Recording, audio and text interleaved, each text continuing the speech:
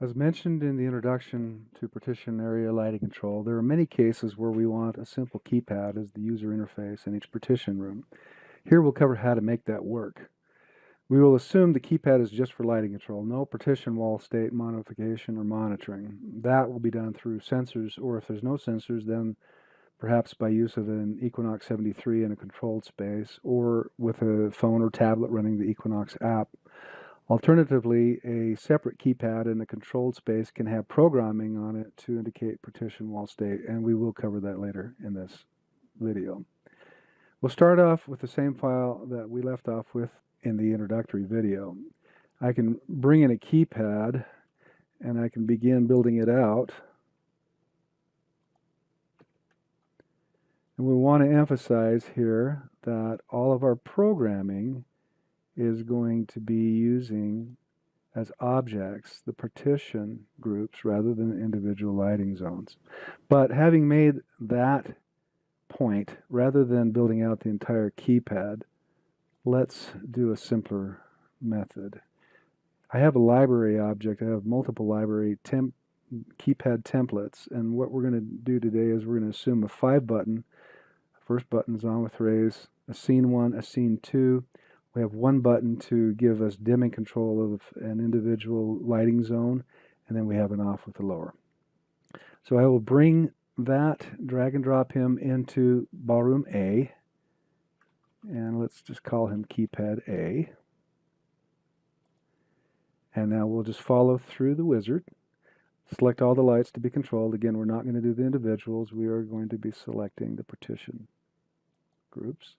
And now for that one button, the main dim button, which of these do we want to have operable? And we'll just select the recessed lights and click on finish.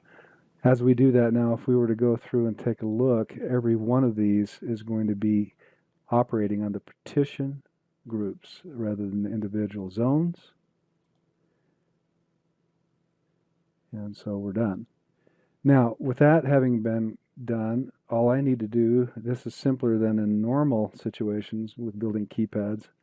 I will just actually copy him, and I will go into each of the rooms, and I will relabel the keypad, or paste in and relabel.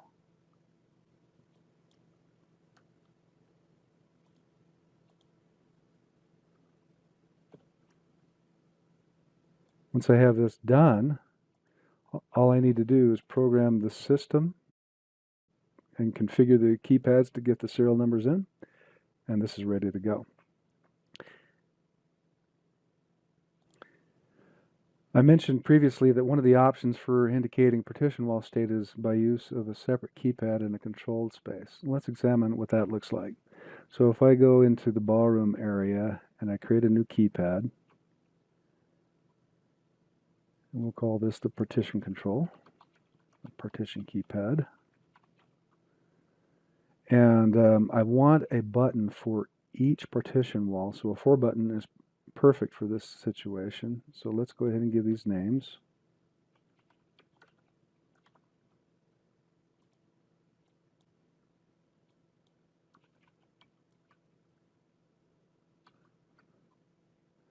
And so I am representing a button for each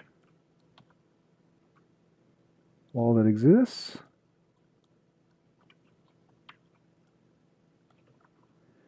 And before I go in to do the programming, we're going to be selecting those actual partitions. So let's go and take a look at those first. If I go into the Partition tab and I select any one of these partitions, you notice that it's been named generically.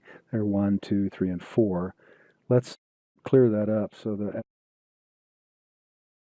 as we use these in programming, we'll know exactly which one we're referring to.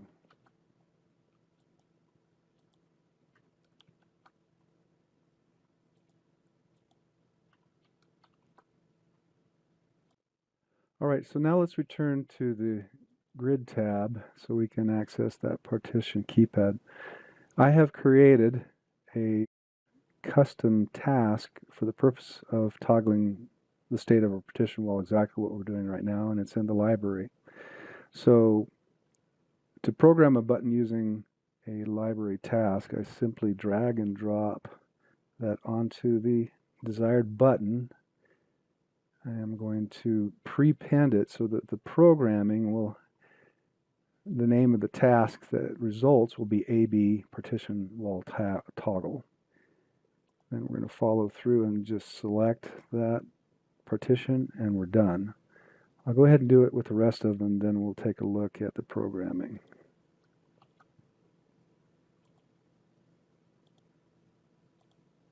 Need one for each button.